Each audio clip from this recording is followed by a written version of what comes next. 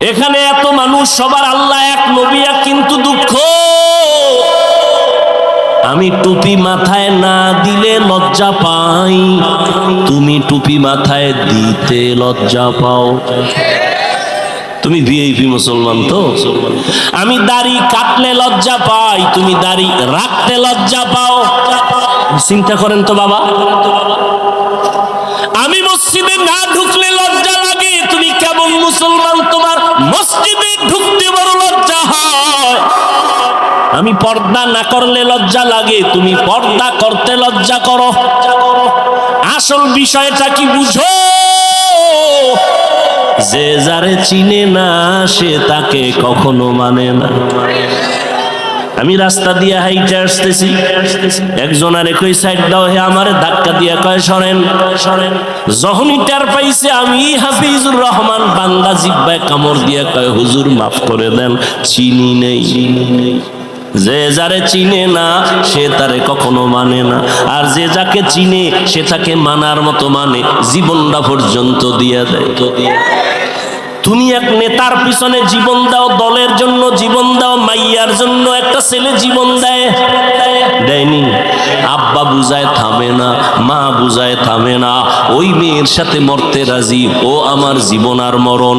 ওর প্রতি মোহাব্বত এত গভীর হয়ে গেছি, ওরে ছাড়া আর কাউরে ভালোই বাসে না। ওরে তুমি যদি একটা মাইয়ার পিছনে ফিরা জীবন দিতে পারো, একটা নেতার মায়ায় ফিরা জীবন দিতে পারো, আমি আমার মাওলার মোহাব্বত আর রহমতের নবীর মোহাব্বতে কেন জীবন দিতে পারি না? তুমি যার মোহাব্বতে টুপি পরো না, আমি ওই আল্লাহর মোহাব্বতে টুপি ছাড়ি না। তোমার ভিতরেও কাজ করে ভালোবাসা, আমার মধ্যে কাজ করে ভালোবাসা, তবে পাত্র দুইটা আলাদা। তুমি অসৎসঙ্গে দৌড়াও, আমি সৎসঙ্গে দৌড়াই। রবের মোলাকাত যারা চাও তাদের জন্য আজকের বয়ান। বলে রবের চিনি না, রবকে তার পরিচয় জানি না। এজন্যই তো আহলুল্লাহ যারা, আল্লাহওয়ালা যারা, তারা বলেন মান আরাফা নাফসাহু ফাকাদ আরাফা রাব্বা। যে নিজেরে চিনে সে তার রবেরও চিনে। ও এলাকার মুসলমানেরা, তোমরা আমার রবেরে কেন চিনো না? আসল কথা, তুমি নিজেরেই নিজে চিনো না। তুমি আসলে নিজেকে চিনো না। একজনে আমারে চিনেননি না তো, আমি তো বড় হজ করে আসছি 4 বার, আমারে চিনেননি। আমি অমুক দলের সেক্রেটারি, আমি অমুক মসজিদের বড় একজন দায়িত্বশীল। আর একজনের হাতে যখন ধরা খাইছে আসল জায়গায়, কয় হুজুর আমারে চিনেননি। কয় তোর গোড়া শুদ্ধ চিনি। বলে কেমন চিনেন? কয় তুই নাপাক পানির জন্ম। ও মা, কাল জায়গায় হাত দিয়ে লাইছেন। আরে জানি তোরে চিনি, তুই অস্তিত্বহীন একটা মানুষ, তুই নাপাক জায়গা থেকে দুনিয়াতে আসছো। তোর পেটের ভেতরে নাপাক ময়লা, তোর ঘাম থেকে দুর্গন্ধ, তোর পার্শ্বে দাঁড়ায় নামাজ পড়লে নামাজ ভেঙ্গে যাবে যাবে ভাব, পোশাকটাও ময়লা, তোর ঘামের গন্ধ, পাশে দাঁড়ানো যায় না। তোরে চিনি না মানে চিনি না। যে নিজেরে চিনে সে আমার রবেরও চিনে।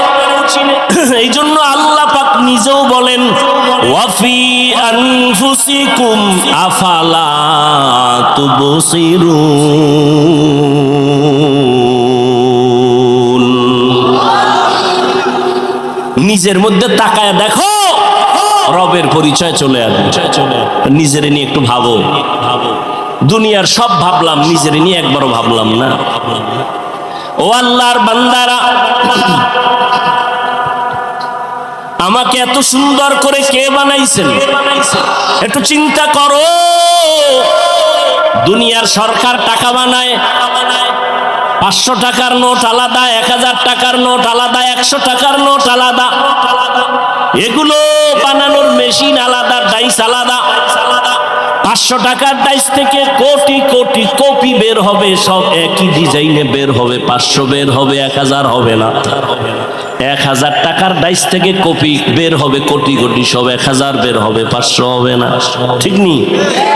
তো তৈলের ফ্যাক্টরি থেকে তৈল আসবে, লবণ আসবে নি। লবণের ফ্যাক্টরি থেকে লবণ আসবে, তৈল আসবে নি।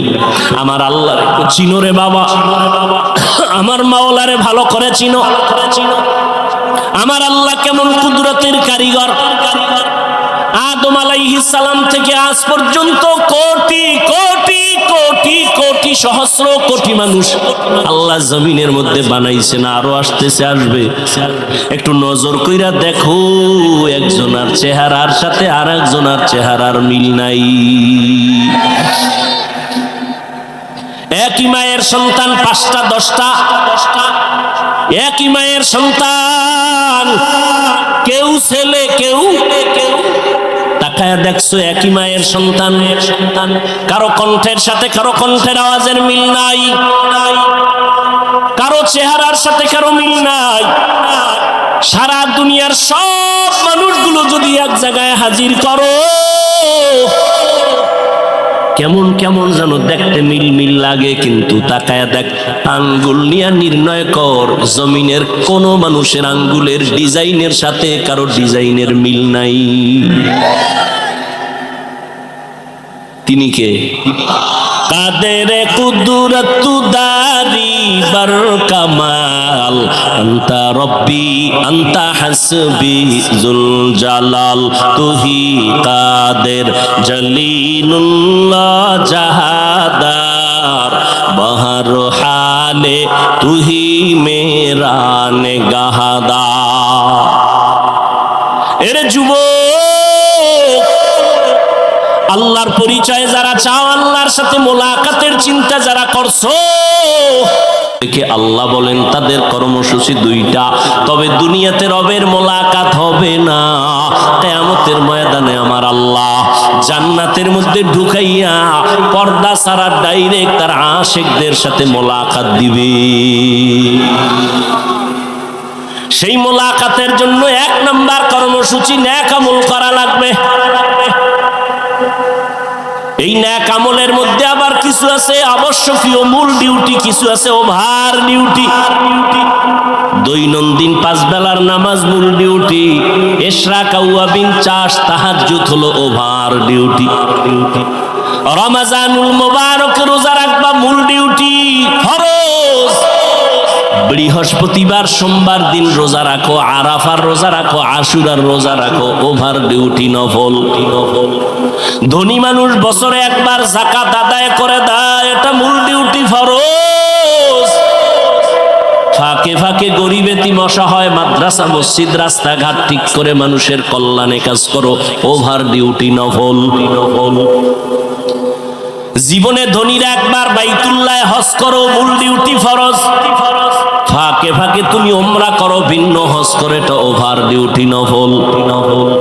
নেক আমল করবা, ওভার ডিউটি করবা, মূল ডিউটির পরে ওভার ডিউটি করবা। এমন একজন নবী যায় নাই ওভার ডিউটি করে নাই, এমন একজন সাহাবী বিদায় হন নাই যে মূল আমলের পরে নফল আমল করেন নাই। অতএব বান্দা, তুমি মূল আমল করো, এটা তোমার ডিউটি, এটা কামালিয়াত বাহাদুরি না। আরো যদি ওভার করতে পারো, এইটা তোমার বাহাদুরি। আল্লাহ তোমার বিধান অনুযায়ী ফরজটা আদায় করলাম, এবার আরো কিছু তোমার মহব্বতে নফলও করলাম।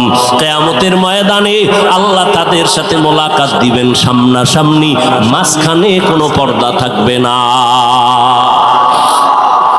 या इलाही मुझसे मुझको दूर कर, ताकि देखो मुझ में तुझको एक नजर। या इलाही तू मेरा माबूद है, या इलाही तू मेरा माशूक है। ओ এলাকার যুবক বাবারা, ও বৃদ্ধ বাবাজি, ও পর্দার আড়ালের আম্মা জানেরা, কয়দিন আর দুনিয়াতে বাঁচবেন? ও যুবক, আজকে তোমার আমার আল্লাহ এক, নবী এক, কোরআন এক, কাবা এক, কিন্তু সেই আল্লাহকে চিনতে পারলা না রে বাবা। আজকে এই গরম, এত গরম সহ্য করা যায় না। টুপিটা মাথায় দিলে মাথা গরম লাগে, তোমার মতো চিন্তা আমার কম নাই। আজকে আমিও যদি তোমার মতো প্যান্ট শার্ট টাই লাগায় রাস্তায় চলতাম, কেউ আমারে বাধা দিত না। টুপির কারণে আমগো কেউ যে টাকা দেয় তাও না, বরং এই টুপিওয়ালা বলে কত গালি শুনলাম, কত বকা শুনলাম। ও বাবা, এরপর টুপি ফালাই না, দাড়ি ফালাই না, নামাজ সারি না রে বাবা, কারণটা কি? আমি কিন্তু এতক্ষণ যে তোমাদের পার্শ্বে চিল্লায়া বয়ান করলাম, একবারও কিন্তু বলি নাই স্কুল কলেজ সারি আমগো মতো হুজুর হও, একবারও বলি নাই। তাবলীগ না করলে জাহান্নামে যাইতে হবে বলি নাই, পীরের কাছে না গেলে জাহান্নামে যাইবা বলি নাই।